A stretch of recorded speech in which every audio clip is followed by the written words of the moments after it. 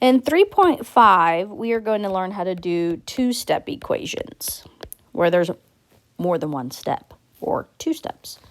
Okay, so the first thing I have to do is I need to get my like terms to be on the same side of the equation. So here's one term, and here's another set of like terms. So because 5 and 2 are the same type of term, I need to get them on the same side of the equation. Okay, the easiest thing to do is to move this 5 over to this side of the 2 so that my other term, this negative 3x, is separated from it. So to get my 5 on the other side, I have to undo the addition of 5. I got to get that to zero out. So to zero out positive 5 is I'm going to subtract 5.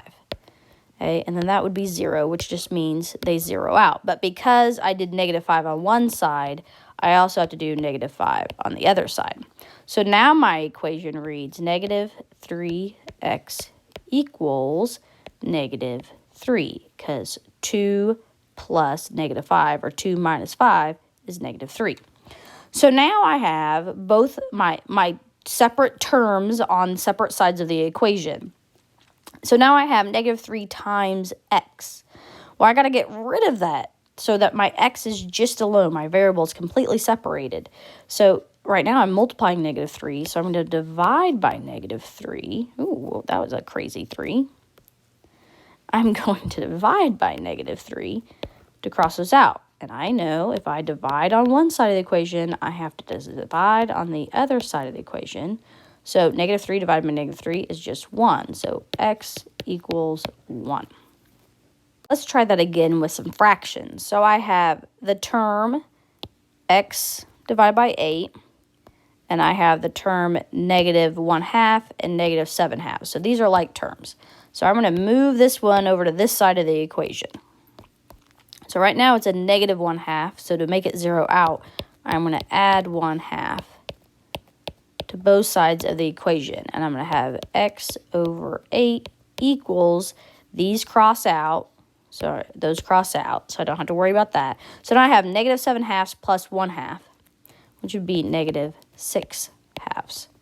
Okay, well, can I simplify negative 6/2? I sure can. That is really just negative 3, right? So I can make that say negative 3. So now I have x over 8 equals negative 3. Now, because I'm dividing x by 8, x divided by 8, I need to multiply by 8 to get those to go away. Okay, so now I just have x on one side of the equation, and because I multiplied by 8 on this side, I have to multiply by 8 on that side. So negative 3 times 8 is negative 24. So x equals negative 24. Okay, here's one more sample. And right now, my like terms, I've got a 3y and a negative 8y, and I have a 25. Okay, so my like terms are already on the right side of the equation. So I don't have to move them, but what I do want to do is I want to combine them. Okay, so I'm going to combine 3y and negative 8y. So 3 minus 8 is negative 5y.